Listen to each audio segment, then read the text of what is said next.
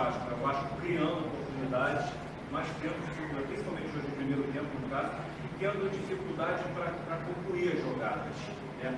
Não só na hora da conclusão, não, no acabamento mesmo da jogada, no último passe e tal. E no segundo tempo a gente viu você também assim, bastante incomodado, até com a questão assim, de posicionamento, de sincronização de movimento, assim, corrigindo muitas vezes os jogadores e também com erro de passe. Queria ouvir a tua leitura do jogo hoje, se você acha que também foi parecido com o que aconteceu nos outros jogos. Primeiramente, boa noite. Eu concordo com boa parte da tua análise. O CSA tinha uma postura mais defensiva desde o início e jogar contra times que marcam mais atrás é um pouco mais difícil para criar mesmo. Mas eu acho que o time teve uma boa produção ofensiva, se tratando do time que está jogando em casa. Você pode questionar que é da Série C, mas não é fácil jogar aqui.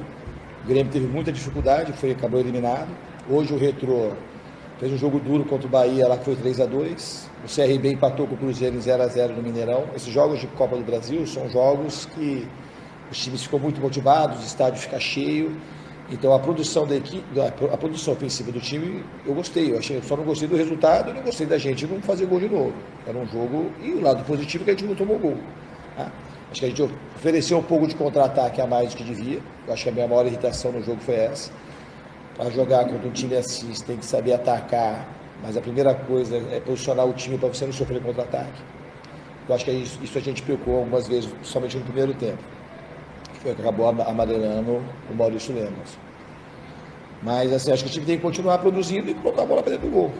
O jogo a gente produziu pelo menos para fazer 2 gols no mínimo e sair com um placar de 2-0. O CSA não teve nenhuma finalização dentro do gol. Cara, do esporte, boa noite. Gente, queria que você tratasse do assunto do Pablo Verrete. O Verrete, claro, evidente que é um jogador muito importante para o Vasco, principalmente no marco que ele fez. No momento que o jogador vive uma fase de baixa. Eu queria saber se você tem um plano B para o ataque do Vasco, seja um jogador da base, ou até mesmo uma contratação que possa chegar, para construir o lugar do Verrete e ser um reserva imediato. Obrigado. Eu acho que a gente tem plano B, mas assim, o plano principal é recuperar o Veguete da questão dele colocar a bola para dentro. Ele é um cara, a característica principal dele como jogador é fazer gol. E hoje ele está jogando num time diferente das outras temporadas, que cria muito. E eu acredito muito no potencial dele, tirando a questão que ele não conseguiu fazer gol nesses últimos jogos, pelo menos na quantidade que a gente gostaria, que ele fez o gol contra o Del Valle.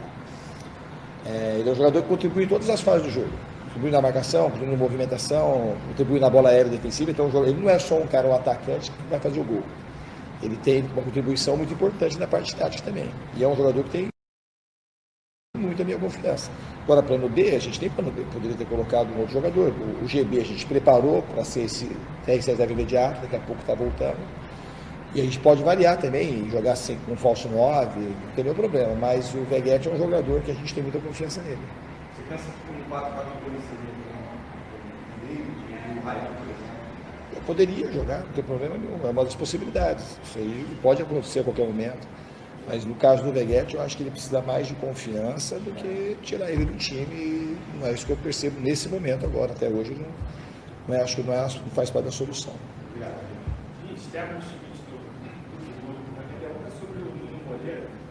Desde que chegou ao Vasco, ele demonstra muitas vezes está um pouquinho atrás dos restantes jogadores na parte física. E ele tem muita dificuldade em terminar, disputar os jogadores no início da partida.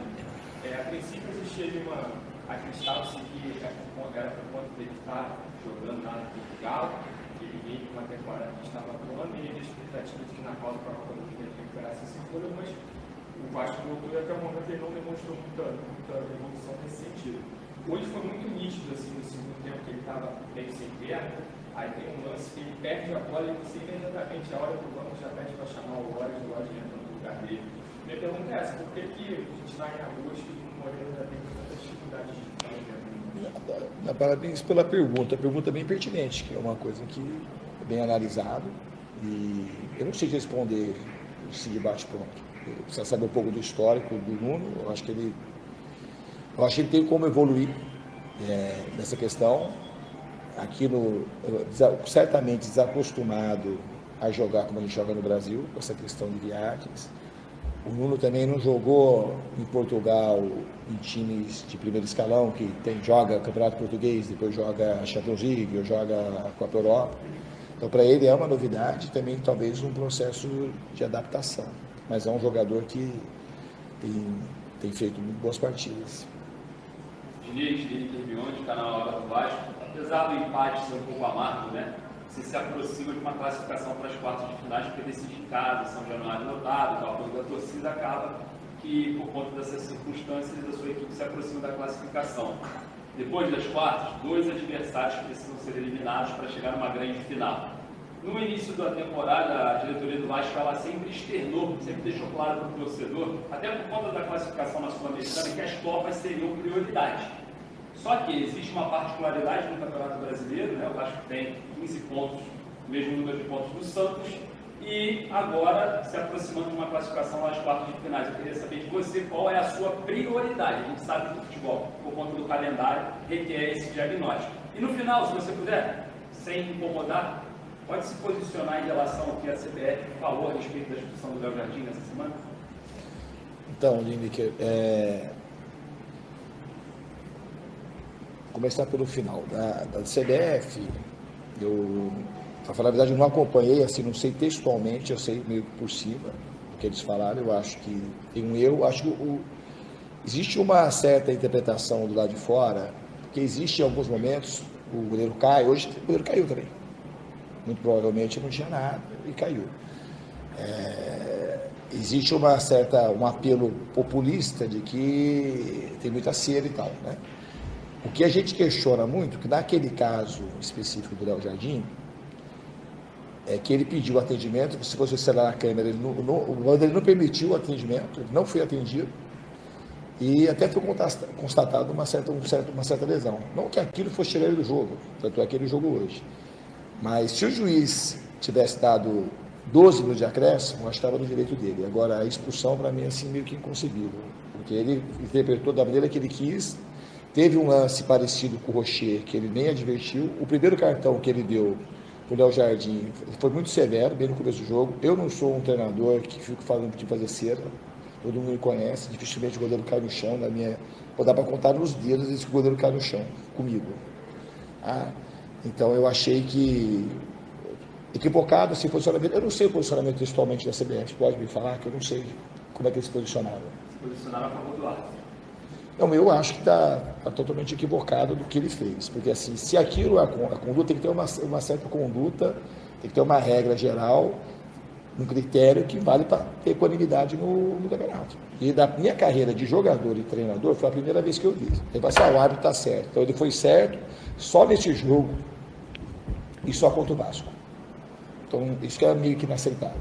O Vasco entrou em campo com a velha característica adotada durante os últimos jogos e que tem sido implementada por Fernando Diniz, entrando em campo, fazendo o toque de bola, trocando passes e dominando as ações, mesmo jogando como visitante.